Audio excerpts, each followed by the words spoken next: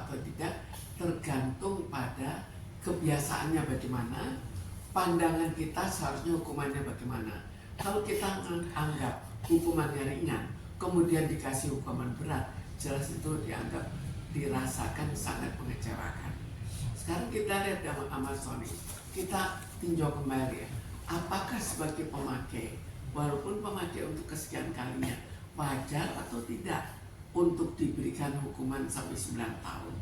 Sekarang tinggal pandangan masing-masing. Ini dianggap kriminal atau ini dianggap sebagai orang sakit. Kalau orang sakit, maka tempatnya adalah di panti rehabilitasi. Kalau dia kriminal, baru di penjara. Itu mestinya kan, itu logikanya lah.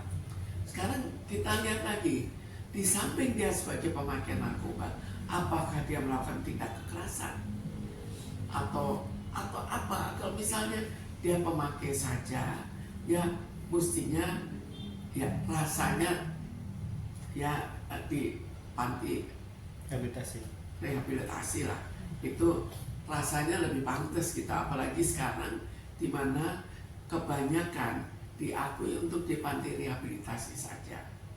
Jadi kita masih banyak yang jauh lebih kriminal yang tetap belum dipenjarakan. Jadi kenapa tidak kita berikan jatah pada mereka daripada jatah pada Ahmad Soni? Itu kesannya ya. Tinggal pandangan netizen yang lain bagaimana, apakah juga begitu atau menganggap dia kriminal.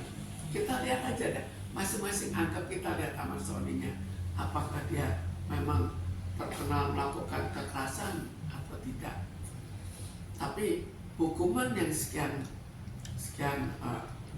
berat ya, itu tetap diragukan.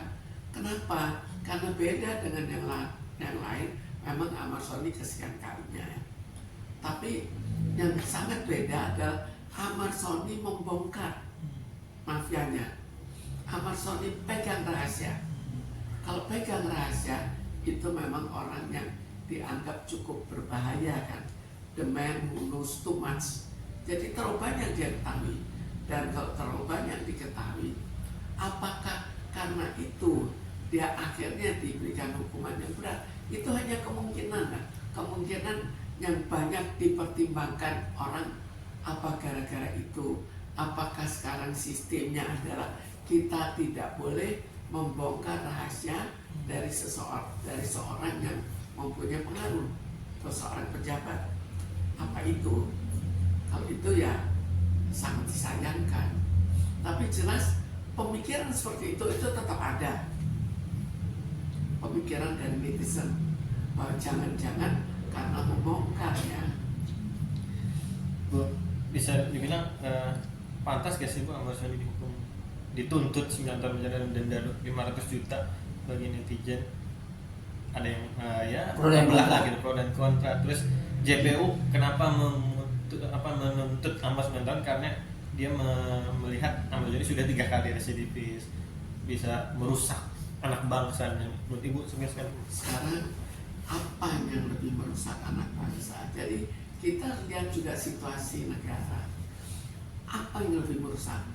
Pengedar yang sekarang begitu banyak atau pemakai? Memang betul pemakai juga ngajak teman, itu juga terjadi. Tapi kenapa? Apakah hukuman yang terjadi di penjara membuat dirinya lebih parah, atau hukuman yang terjadi di panti rehab juga membuat lebih parah, tapi lebih parahnya sedikit misalnya? Maka mana yang kita pilih? Bu, bicara mentalitas, karakter, itu seperti apa sih Bu? Ini kan apakah tetap seorang Ahmad Soni yang sering keluar masuk bui untuk kali ini tingkat stresnya pasti ada? Apanya? Tingkat stresnya. Jadi kita melihat bahwa tetap masuk bui itu, masuk penjara itu stres. Cuma kalau orang pertama kali masuk, itu dia jauh lebih takut bagaimana nanti di penjara. Ini sudah kesekian kalinya, sudah terlebih menyesuaikan diri. Tapi bukan berarti tidak stres.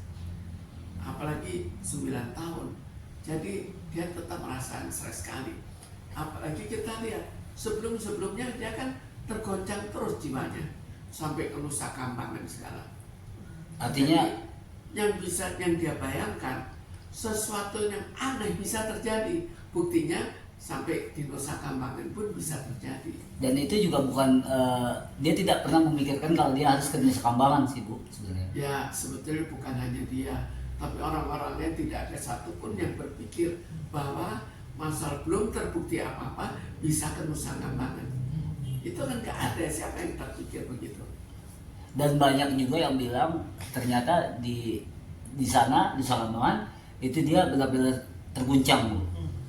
Kalau orang biasanya bagaimana mau tidak tergoncang, apalagi dia tidak salah, dia belum, paling tidak dia bukan pengedar berat, itu minimal. Kok akhirnya jadi Nusa Kambangan, siapapun keluarganya pun goncang, sampai keluarganya akhirnya kasihan dan mendekati kembali. Bu, berarti bisa dibilang tingkat stres Amarjoni yang sudah 3 kali residivis bisa dibilang sudah pada level ibaratnya yang biasa-biasa saja, gimana? Karena kita harus bayangkan ya, kalau sudah terlalu lama hukumannya, jelas itu stres tersendiri. Terus kita lihat pengalaman dia, pengalaman bahwa segala sesuatu bisa terjadi di luar dugaan, masuk Nusa Kambangan pun bisa. Jadi apakah nanti dia tidak terjadi sesuatu di dalam penjara selama 9 tahun itu?